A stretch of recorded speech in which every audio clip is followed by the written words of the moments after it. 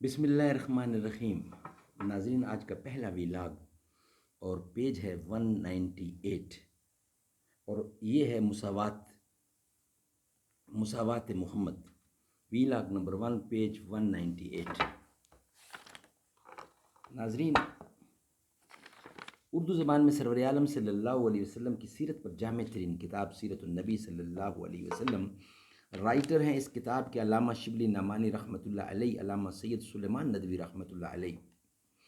بسم اللہ الرحمن الرحیم، الحمد للہ رب العالمین والصلاة والسلام علی رسولہ محمد وعلی آلہ واصحابہ اجمعین۔ یوں تو تم سید بھی ہو، مرزا بھی ہو، افغاں بھی ہو، تم سبھی کچھ ہو، بتاؤ تو مسلمان بھی ہو۔ 198 پیج ویلاگ نمبر 1۔ غزوہ بدر میں دوسرے قیدیوں کے ساتھ آپ کے چچا حضرت عباس بھی گرفتار ہو کر آئے تھے۔ قیدیوں کو زر فدیہ لے کر رہا کیا جاتا تھا۔ بعض نیک دل انصار نے اس بنا پر کہ وہ آپ سے قرابت کرینہ رکھتے تھے عرض کی کہ یا رسول اللہ، اجازت دیجئے کہ ہم اپنے بھانجے عباس کا زر فدیہ معاف کر دیں۔ آپ نے فرمایا نہیں، ایک درہم بھی معاف نہ کرو۔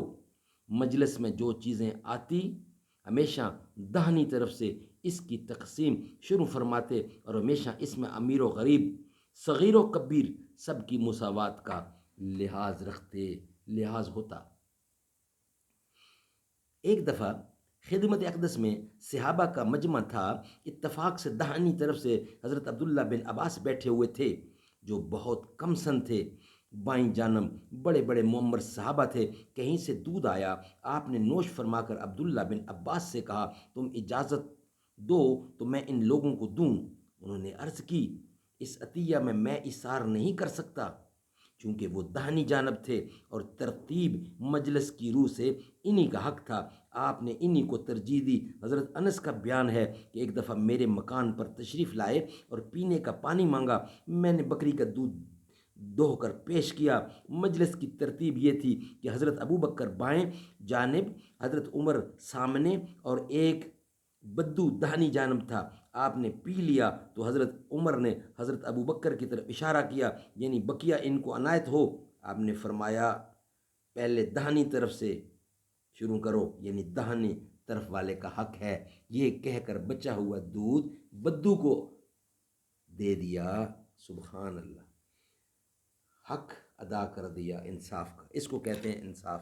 ایک ہمارے ملک میں اللہ تعالیٰ توفیق دے کہ یہ لوگ بھی انصاف کریں۔ ناظرین، یہ تھا آج کا پہلا ویلاگ۔ انشاءاللہ آپ سے ملاقات ہوگی ویلاگ نمبر 2 کی صورت میں۔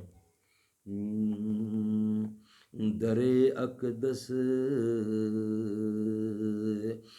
پہ حال دل، در اقدس پہ حال دل سنانا یاد آتا ہے۔ در اقدس پہ حال دل سنانا یاد آتا ہے۔ مدینہ یاد آتا ہے، مدینے میں جو گزرا وہ زمانہ یاد آتا ہے۔ در اقدس پہ حال دل سنانا یاد آتا ہے، مدینہ یاد آتا ہے، مدینے میں جو گزرا وہ زمانہ یاد آتا ہے۔ خدا کے نور کے جلوے جو دیکھے میں نے طیبہ میں، مجھے رہ رہ کے وہ منظر سہانا یاد آتا ہے۔ سنہری جالیوں کے سامنے آقا کی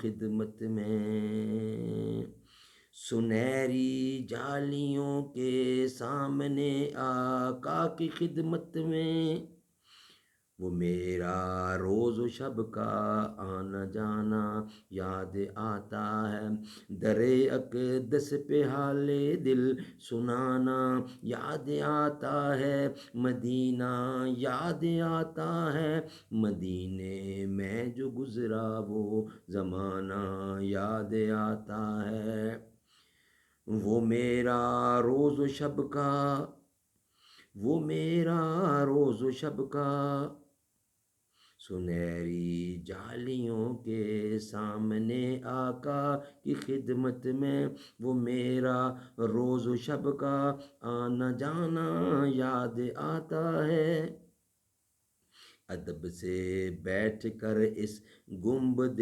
خضرا کے سائے میں، نبی کے عشق میں آنسو بہانا یاد آتا ہے، مزار فاطمہ پر کربلا والوں کی یاد آئی، مدینے والے آقا کا گھرانہ یاد آتا ہے۔